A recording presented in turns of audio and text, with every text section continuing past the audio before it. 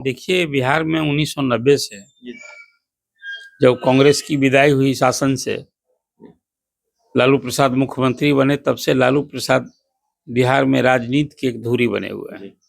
15 साल लालू प्रसाद और राबड़ी देवी का शासन रहा, जिसको कई अर्थों में, कई मायने में याद करते हैं लोग। लालू प्रसाद के बारे में कहते हैं कि उन्होंने गरीब वंचितों को आवाज दी, सामाजिक न्याय के पुरोधा के रूप में देखते हैं।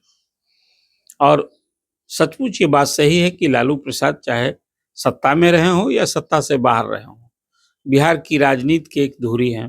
आपने देखा, उसी का असर है कि लालू प्रसाद और राबड़ी देवी के शासन के बाद, 15 साल के बाद, जब नीतीश कुमार भी शासन में बने, तो अपने कालखंड में जो कुछ उन्होंने काम किया, प्रदेश में बदलाव किया, विकास को गति दी, उसकी चर्चा कम। और लालू प्रसाद राबड़ी देवी के उस शासन काल को, 15 वर्ष का जो शासन काल रहा 90 से 2005 तक, उस कालखंड में जो बिहार की परिस्थिति स्थिति थी, उसकी चर्चा करके लोगों को आगाह करते हैं। नीतीश कुमार सभी सभाओं में यही कहते हैं कि पुराने दिनों की याद कीजिए। तो जो बात आपने कही कि वो समय था, वो दौर था जब बीजेपी ने नीतीश कुमार को चेहरा बनाया था और बैकअप था बीजेपी का। बाद के दिन में जब नीतीश कुमार ने पाला बदला, मतलब बीजेपी से नाता तोड़ा पहली बार, जब लालू प्रसाद के साथ हो गए, तो चेहरा तो वहां लालू प्रसाद थे। नीतीश कुमार की भूमिका एक पूरक के रूप में थी। तो चाच एक सब, तो फिर बीजेपी वर्सेस लालू प्रसाद। जो बात आपने आज कही है कि आज इस चुनावी परिदृश्य में 2025 का तो चुनाव, 24 का तो चुनाव ही हो रहा है, नरेंद्र मोदी को तीसरी बार प्रधानमंत्री बनाने का, और लक्ष्य है कि बीजेपी अपने सहयोग के साथ 400 से पार करे। बिहार में एनडीए 39 जीती हुई सीटें हैं। बात ठीक कहा कि एक और जहां नरेंद्र मोदी का चेहरा है, दूसरी ओर महागठबंधन की ओर से तेजस्वी यादव। इसलिए लड़ाई त्रिकोणीय नहीं है, लड़ाई सीधी लड़ाई है, तेजस्वी वर्सेस मोदी। बिहार में नहीं है कहीं इस लड़ाई में। नीतीश सिर्फ अब एनडीए के एक चेहरा भर है। नमस्कार, आप देख रहे हैं 4 PM और मैं हूं अभिषेक मिश्रा। कई दशक तक बिहार की राजनीति, भारतीय जनता पार्टी, नीतीश कुमार और लालू यादव के इर्द गिर्द घूमती रही है। लेकिन क्या नीतीश कुमार बिहार की लड़ाई से बाहर हो गए हैं? क्या नीतीश कुमार की प्रासंगिकता धीरे धीरे समाप्त हो रही है? और लोकसभा चुनाव की जो लड़ाई है बिहार में, वो तेजस्वी बनाम मोदी है। इन सारे सवालों की एक वजह यह भी है कि नीतीश कुमार की जो छवि बनी है, उनके कुछ बयानों से या उन पर जिस तरीके से हमले होते हैं, भारतीय जनता पार्टी भी हमला करती रही जब नीतीश कुमार बीजेपी के साथ नहीं थे, कि नीतीश कुमार में राजनीति करने का मादा नहीं रह गया है और नीतीश कुमार को रिटायरमेंट ले लेना चाहिए। वही सवाल नीतीश कुमार के राजनीतिक विरोधी कर रहे हैं, लालू यादव कह रहे हैं कि नीतीश कुमार में राजनीति करने का अब दम नहीं है, उनके साथ हम नहीं होंगे। और खासकर तेजस्वी यादव नीतीश कुमार के बयानों पर बहुत हल्के ढंग से अपनी प्रतिक्रिया दे रहे हैं और उनका हमला, उनके हमले में सीधे भारतीय जनता पार्टी है, प्रधानमंत्री नरेंद्र मोदी हैं। नीतीश कुमार को उन्होंने इससे दूर रखा है। तो क्या नीतीश कुमार की प्रासंगिकता पर सवाल है? और क्या नीतीश वर्सेज तेजस्वी नहीं, नीतीश वर्सेज लालू नहीं, बिहार में 24 की लड़ाई तेजस्वी वर्सेज मोदी हो गई है? क्या ऐसा हो रहा है? सर, हमारे साथ वरिष्ठ पत्रकार अरुण पांडे सर हैं और जाहिर तौर पर सर से बहुत बारीकी से ये समझने की हम कोशिश करेंगे कि क्या ये खेल बिहार में चल रहा है। देखिए, बिहार में 1990 से जब कांग्रेस की विदाई हुई शासन से, लालू प्रसाद मुख्यमंत्री बने, तब से लालू प्रसाद बिहार में राजनीति की एक धुरी बने हुए हैं। 15 साल लालू प्रसाद और राबड़ी देवी का शासन रहा, जिसको कई अर्थों में, कई मायने में याद करते हैं लोग। लालू प्रसाद के बारे में कहते हैं कि उन्होंने गरीब वंचितों को आवाज दी, सामाजिक न्याय के पुरोधा के रूप में देखते हैं। और सचमुच ये बात सही है कि लालू प्रसाद चाहे सत्ता में रहे हों या सत्ता से बाहर रहे हों, बिहार की राजनीति की एक धुरी है। आपने देखा, उसी का असर है कि लालू प्रसाद और राबड़ी देवी के शासन के बाद, 15 साल के बाद, जब नीतीश कुमार भी शासन में बने, तो अपने कालखंड में जो कुछ उन्होंने काम किया, प्रदेश में बदलाव किया, विकास को गति दी, उसकी चर्चा कम। और लालू प्रसाद राबड़ी देवी के उस शासन काल को, 15 वर्ष का जो शासन काल रहा 90 से 2005 तक, उस कालखंड में जो बिहार की परिस्थिति स्थिति थी, उसकी चर्चा करके लोगों को आगाह करते हैं। नीतीश कुमार सभी सभाओं में यही कहते हैं कि पुराने दिनों की याद कीजिए। तो जो बात आपने कही कि वो समय था, वो दौर था जब बीजेपी ने नीतीश कुमार को चेहरा बनाया था और बैकअप था बीजेपी का। बाद के दिन में जब नीतीश कुमार ने पाला बदला, मतलब बीजेपी से नाता तोड़ा पहली बार, जब लालू प्रसाद के साथ हो गए, तो चेहरा तो वहां लालू प्रसाद थे। नीतीश कुमार की भूमिका एक पूरक के रूप में थी।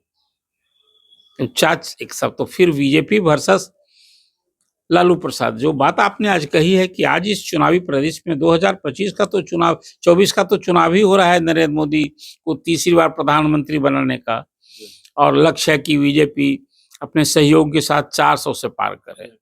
बिहार में एनडीए 39 जीती हुई सीटें हैं।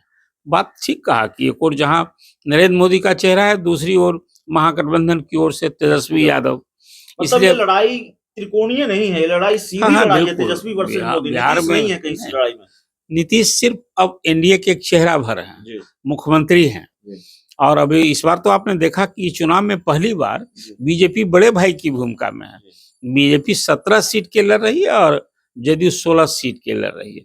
हालांकि पिछले चुनाव में भी जीतने वाला संख्या जो सीटों की थी यही थी, 17 बीजेपी लड़ी थी, सभी 17 सीट पर विजय मिली थी, और जदयू 16 सीट पर लड़ा था, 16 सीट विजय हुई थी। नहीं तो फिर ये सवाल होगा कि 2024 के चुनाव नतीजों के बाद बड़ा भाई कौन रह जाएगा, भारतीय जनता पार्टी या जेडीयू? ज्यादा सीटें किसकी आ रही है या ज्यादा नुकसान किसको हो रहा है, बीजेपी और जेडीयू में से? देखिए, अभी तो नतीजा आने के पहले हम लोग तो भविष्यवक्ता हैं। नुकसान तो हो रहा है ना सर, 40 में से 39 तो नहीं आ रही है। आपने यही कहा, अभी पूछा, तो संख्या के हिसाब से तो अभी कहना मुनासिब नहीं होगा। अभी 3 ही फेज का चुनाव हो गया, ये निर्णय जनता पर हम छोड़ें कि वो क्या फैसला लेगी। लेकिन ये तो बात है ही कि महागठबंधन ने इस बार कठिन चुनौती पेश की है एनडीए के सामने, और जीती हुई सीट पर, मतलब 39 सीटों पर जीत बरकरार रखना एक कठिन चुनौती है। ये तो कहा ही जा सकता है। उसमें खास करके जदयू की जो सीटें हैं, 16 सीट पर जदयू इस बार लड़ रहा है, तो जदयू के लिए थोड़ा कई सीटों पर सामने दिख रहा है कि सीट बचाने की चुनौती नहीं, अब कठिन हो गया है वहां का चुनावी। जैसे अब पूर्णिया की बात आप करें, तो पूर्णिया में तो मुकाबला ठीक है, मुकाबला वहां जदयू से है, सिटिंग एमपी है, लेकिन मुकाबले में है पप्पू यादव। अब वो आज की तारीख में इस तरह का मुकाबला है कि कहना कठिन है कि वो जदयू उस सीट को बरकरार। कई ऐसी सीटें हैं, जैसे जहानाबाद की सीट है, जैसे गया में भी जीतनराम मांझी को वहां कठिन मुकाबला है बीजेपी का। औरंगाबाद में उसी तरह से कठिन मुकाबला है। मुंगेर भी आसान नहीं है। मुंगेर में भी तो सीधी लड़ाई है। इस बार ललन सिंह के लिए ये पहला चुनाव हम लोग को लग रहा है कि सबसे कठिन चुनाव है। लालू प्रसाद ने वहां जो ताना बाना सामाजिक बुना है, अगले पीछे की लड़ाई हो गई है। शिवहर में भी ऋतु जायसवाल कड़ी टक्कर। अब आपने देखा कि शिवहर की सीट, रमा देवी वहां सिटिंग एमपी थी बीजेपी के, उनको बेटिकट करके, और बीजेपी ने वो सीट हवाले कर दी जदयू की। वहां लवली आनंद लड़ रही हैं। अब लवली आनंद लड़ रही हैं, वहां मुकाबला उनका सीधे ऋतु जायसवाल से है, सीधी लड़ाई है वहां। और इस बार जो खास करके सुनील कुमार पिंटू, जो सीतामढ़ी से सिटिंग एमपी थे जदयू के, उनके बेटिकट होने से, और फिर रमा देवी के बेटिकट होने से खासकर वैश्य समाज में नाराजगी बताई जा रही है कि नाराज हैं, और उसका लाभ कहीं ऋतु जायसवाल न उठा लें। तो वहां सीधी लड़ाई में अभी स्थिति तो यही बनी हुई है। तो कुल मिला जुला करके जो बात आपने कही कि इस चुनाव में मुकाबला सीधे नरेंद्र मोदी और तेजस्वी के बीच में, बिल्कुल तेजस्वी मतलब राजद बनाम बीजेपी या बीजेपी बनाम जदयू, यही तो राजद, ये महागठबंधन, यही तो इस बार की लड़ाई है।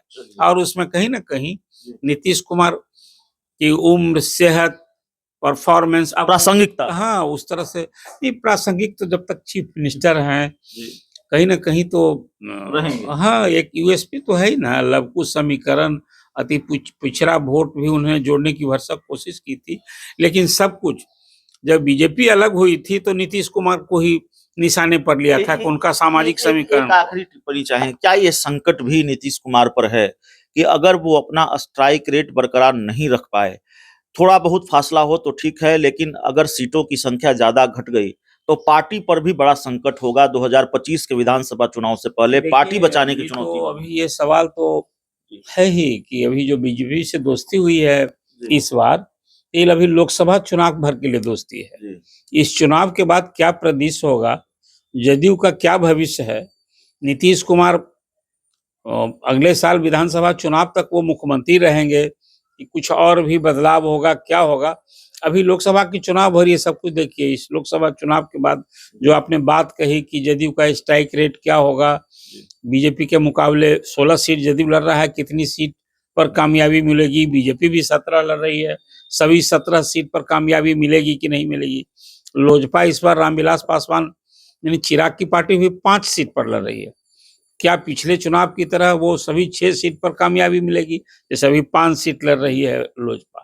तो कुल मिला जुलाकर इस बार एनडीए के लिए सीट बचाने की चुनौती है और विपक्ष के लिए खाता खोलने और वही जो मैंने फिर आपसे कहा शून्य से शिखर पर जाने का अवसर आया। तो ये लोकसभा चुनाव के नतीजे के पर निर्भर करता है। बिहार में चुनावी परिदृश्य नहीं, राजनीतिक परिदृश्य भी बदल सकता है। वो अभी फैसला आने दीजिए, आने के बाद 4 जून के बाद बिहार में फिर क्या कुछ होगा।